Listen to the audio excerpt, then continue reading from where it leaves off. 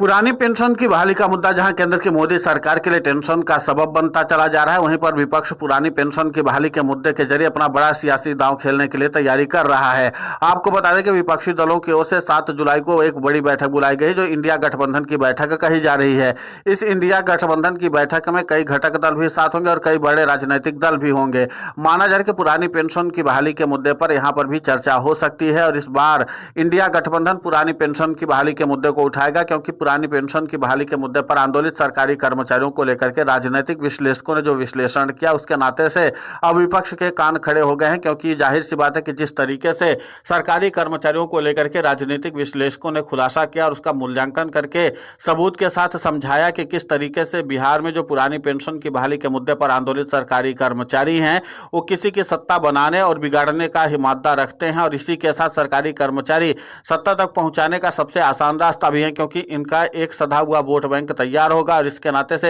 बिहार में सत्ता परिवर्तन किया जा सकता है। इसीलिए माना जा रहा है कि इंडिया गठबंधन की बैठक अब बुलाई गई है। आपको बता दें कि पिछले कुछ महीने से इंडिया गठबंधन की बैठक नहीं बुलाई गई थी, या यूं समझ लीजिए कि लोकसभा चुनाव के बाद से इंडिया गठबंधन की बैठक नहीं बुलाई गई थी। लेकिन इस बार विपक्ष काफी ज्यादा कई मुद्दों पर संजीदा है और उनमें से पुरानी पेंशन की बहाली का मुद्दा भी काफी ज्यादा संजीदगी भरा है विपक्ष के लिए। माना जा रहा है कि चुनावी मैनिफेस्टो में भी जो महागठबंधन का होगा वो सीधे तौर पर पुरानी पेंशन को लेकर के होगा। आपको बता दें कि जिन राज्यों में विपक्ष की ओर से पुरानी पेंशन की बहाली के मुद्दे को बहाली को लेकर चर्चा की गई थी या चुनावी मैनिफेस्टो में जगह दी गई थी, वहां पर सरकारी कर्मचारियों ने सत्ता परिवर्तन करने में अहम भूमिका निभाई थी। मसलन आप ले लीजिए तेलंगाना या हिमाचल प्रदेश, यहाँ पर सरकारी कर्मचारियों को लेकर के कांग्रेस ने काफी ज्यादा संजीदगी दिखाई थी। नतीजा क्या हुआ, यहाँ पर सरकारी कर्मचारियों ने तख्ता पलट कर दिया। इसी के साथ कर्नाटक में भी आप देख सकते हैं कि सरकारी कर्मचारियों के मुद्दे को लेकर के विपक्ष ने संजीदगी दिखाई। नतीजा क्या हुआ, यहाँ पर भी सरकारी कर्मचारियों ने तख्ता पलट कर दिया। तो कुल मिलाकर के कि पुरानी पेंशन की बहाली के मुद्दे को लेकर के जहां सतही स्तर पर सरकारी कर्मचारी अपना रोष मार्च और रैली धरना प्रदर्शन के जरिए सरकार के खिलाफ जबरदस्त तरीके से प्लानिंग करके रणनीति बना रहे हैं कि तख्ता पलट किया जाए, और दूसरी तरफ पुरानी पेंशन की बहाली के मुद्दे को लेकर के विपक्ष जो अपनी संजीदगी दिखा रहा है, इसके नाते से केंद्र की मोदी सरकार के साथ साथ राज्य के मुख्यमंत्री नीतीश कुमार की टेंशन भी बढ़ गई है। क्योंकि जाहिर सी बात है कि पुरानी पेंशन की बहाली के मुद्दे पर आंदोलित सरकारी कर्मचारियों का व्यापक रूप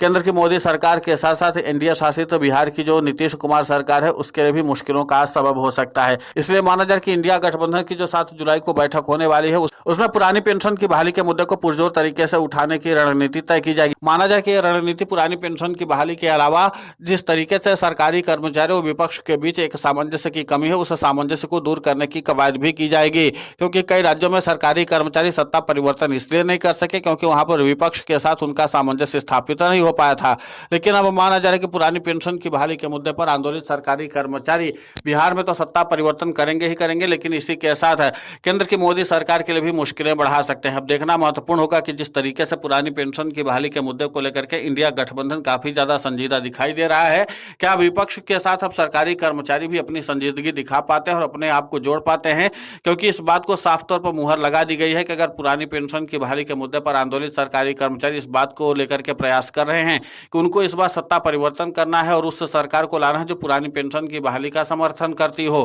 तो जाहिर सी बात है कि उस समर्थन को हासिल करने के लिए जहां विपक्षी दलों को वोट बैंक का जरूरत पड़ेगी, वहीं दूसरी तरफ जो है सरकारी कर्मचारियों को पुरानी पेंशन चाहिए। तो जाहिर सी बात है कि दोनों एक दूसरे के पूरक हैं और इसीलिए पुरानी पेंशन की बहाली के मुद्दे को लेकर के विपक्ष काफी ज्यादा संजीदा दिखाई दे रहा है। अगर बिहार में सत्ता परिवर्तन होता है तो फिर सरकारी कर्मचारियों को पुरानी पेंशन का लाभ मिलेगा, और अगर बिहार में सरकारी कर्मचारी सत्ता परिवर्तन करने में असफल हो जाते हैं तो जाहिर सी बात है कि जिस तरीके से राजस्थान और छत्तीसगढ़ में सरकारी कर्मचारी अधर में अटके हुए हैं क्योंकि अब उनको पुरानी पेंशन का लाभ नहीं मिला। वर्ष 2024-25 में जो सरकारी कर्मचारी ज्वाइन होंगे अब उनको पुरानी पेंशन का लाभ नहीं दिया जाएगा। ये लाभ उनको दिया जाएगा जो पहले की सरकारों में भर्ती हुए थे,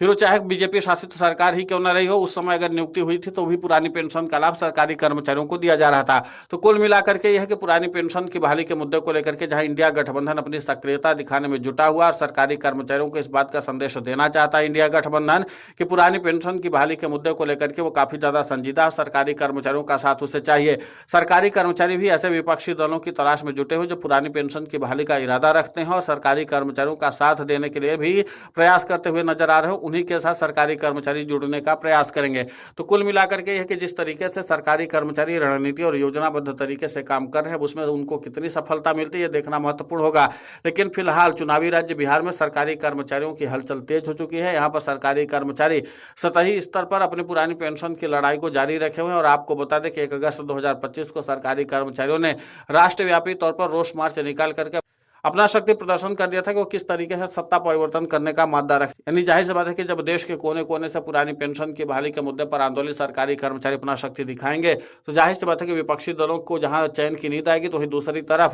केंद्र की मोदी सरकार के साथ साथ राज्य की एनडीए शासित सरकार की भी नींद उड़ सकती है। और इसके लिए सरकारी कर्मचारी अभी से योजना बना रहे हैं कि किसी भी हाल में बिहार में सत्ता परिवर्तन करना है। फिलहाल इस पूरे घटनाक्रम को लेकर के आपकी प्रतिक्रिया बहुत महत्वपूर्ण होती है, आप हमें कमेंट करके जरूर बताएं। साथ ही पुरानी पेंशन की बहाली के मुद्दे पर हम लगातार आंदोलित होकर के खबरें चला रहे हैं। आप हमारे समर्थन के लिए चैनल को सब्सक्राइब करें, खबर को ज्यादा से ज्यादा शेयर करें ताकि पुरानी पेंशन की बहाली का मुद्दा और बुलंद हो।